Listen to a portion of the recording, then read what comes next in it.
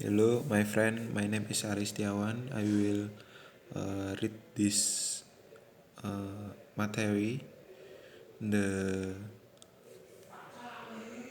judul is money. Unit 1. Unit 1 money.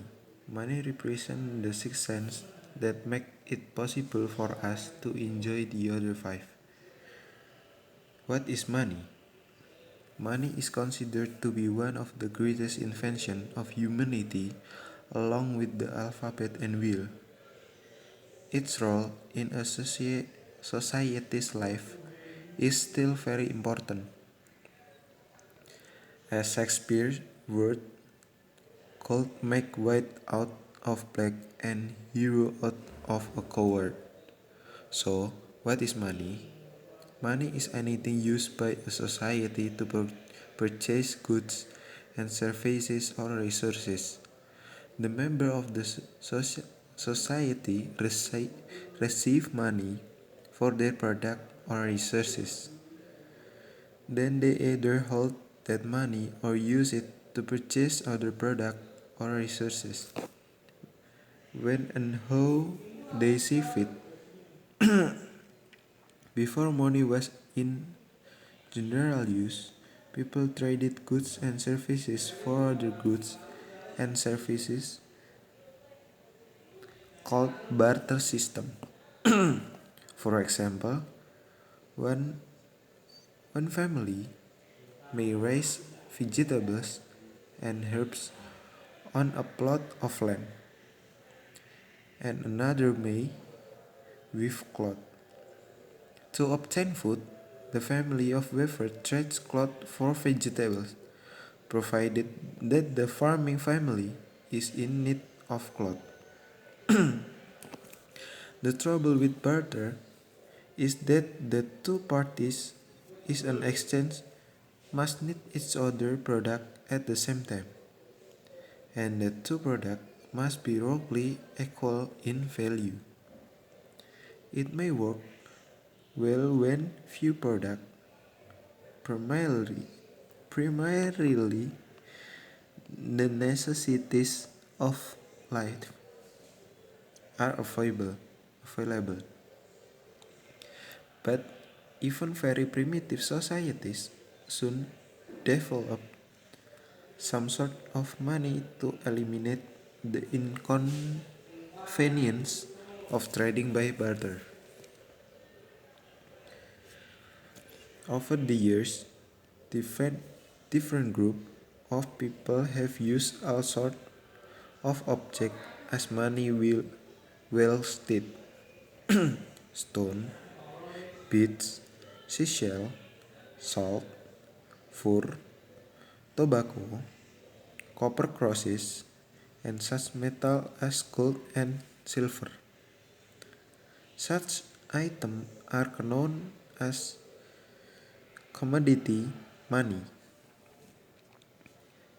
The first coin made of gold and silver appeared in China in the 9th century before Christ. Before Christ. Alexander the Great was the first emperor who engraved his image on the coin of his empire. Later, almost all the other monarchs followed suit. The use of paper money began in the early uh, 15th and 2nd century. Today, the most commonly used objects are metal coin and paper bills, which together are called currency. Money has been called Money has been called the root of evil. It has also been described as the lifeblood of commerce. But however you may look upon it, money remains in great demand. Many economists give three main reasons or demand for money. The first, the need of money of payment of wage, rent, debt, and the cost of food clothing and shelter. The type of need is called a transaction demand. The money is needed for transaction of daily life. The transaction demand is the strong among lower income people. They need almost all their money for the necessities of life. People with the higher income can set aside part of their income from investment and saving. The second, the need for money for expenses that may arise in the future. The money is set aside for a rainy day, usually in a bank account. It is not usually invested in a long-term or risky project since the money must be at hand when needed. The demand for this rainy day money is called a precautionary demand. What is that? It is held as a precaution in the event of future needs. Third, the need for money for investment purposes. People may want to invest money in business, land, building, and antiques. The investments are risky, but people who invest in them are using their money to earn money. The demand for this money is called investment demand. There is always a chance of losing money in such investment. When the demand for money is for a very risky project, it is called a speculative demand. Now, the function of money. We have already noted that money aids in the exchange of goods and services for resources, and it does, but that a rather general way of stating money function. Let us look at three specific functions of money in any society. The first, money serves as a medium of exchange. A medium of exchange is anything that is accepted as payment for product and resources. This definition looks very much like the definition of money, and it is meant to because the primary function of money is to serve a medium of exchange. The key word here is accepted. As long as the owner of product and resources accept money in an exchange. Tekan 5, Pak. It is performing that function. Of course, this owner accept it because they know it is acceptable to the owner of their product and resources, which they may wish to purchase.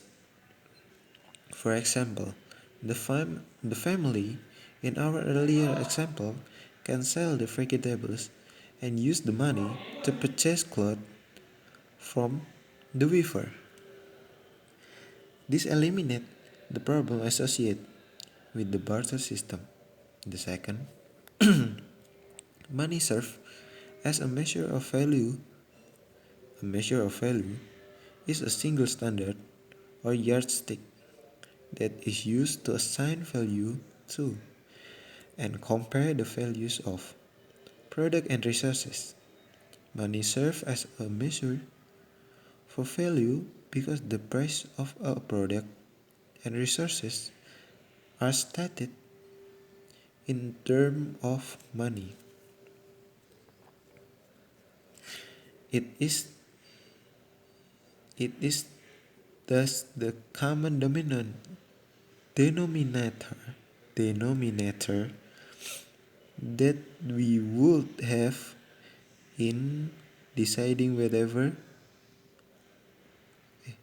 that we use to compare product and decide which we shall buy. Imagine the difficult you have you would have you would have in deciding whether you could afford, say, a pair of shoes if it were priced in terms of yard of cloth or pound of vegetable, especially if your employer happen to pay you in toothbrushes. Mama, come on. The third, money represents a store of value, money that is received by an individual or firm need not be used immediately. It may be held and spent later. Hence money serves as a store of value or a means for retaining and accumulating wealth.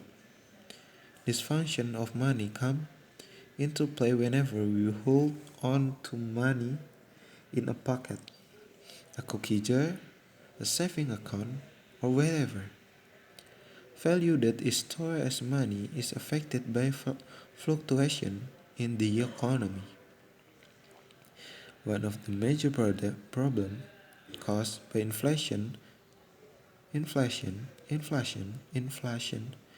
is a loss of store value as prices go up in an inflationary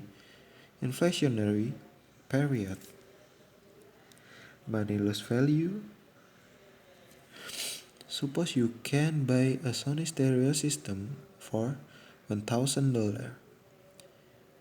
Then we may say that your $1,000 now has a value equal to the value of that system.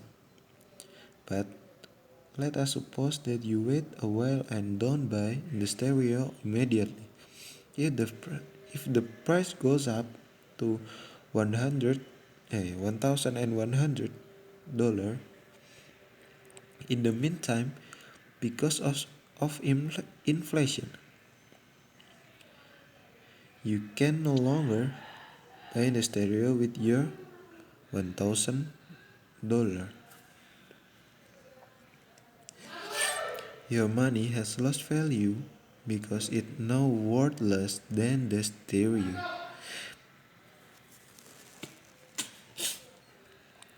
Important characteristic of money. To be acceptable as a medium of exchange, money must be very easy to use. It must be trusted and it must be capable of performing its function. Together, these requirements give rise to five essential characteristics. First, divisibility in the divisibility. The standard unit of money must be divisible into smaller units to accommodate small purchase as well as large one. American standard is the dollar and divided into 100s, 1/20, 1/10, 1/4, and 1/2 through the issuance of coins, pennies, nickels, dimes, quarters, and half dollars, respectively. This allows people to make purchases of less than $1 and of odd amount greater than $1. And second, portability. Money must be small enough and light enough to be carried easily. For this reason, paper currency is issued in a larger denomination, multiple of the standard unit 5, 10, 20, 50, and $100 bills make our money convenient for almost any purchase. Third is stability. Money should retain its value over time. When it does not, during periods of high inflation, people tend to lose faith in their money. They may then turn to other means of storing value, such as gold or jewel, work of art, and real estate. In extreme case, they may use such item as a medium of exchange as well. They may even resort to barter. Aduh, ngomong Pak. Fourth is durability.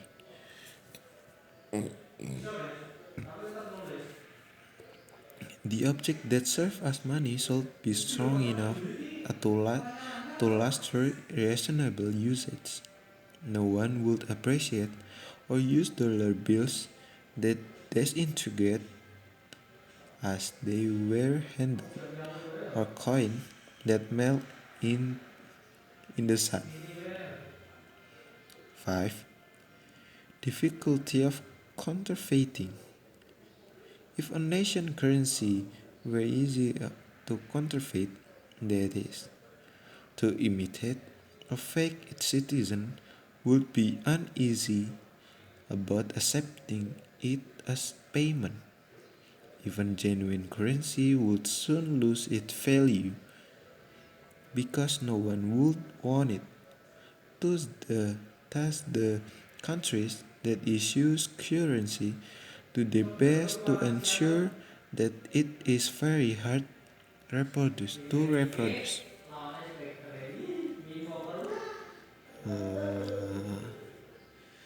And then there is the mastery of money. In Thank you very much. Thank you.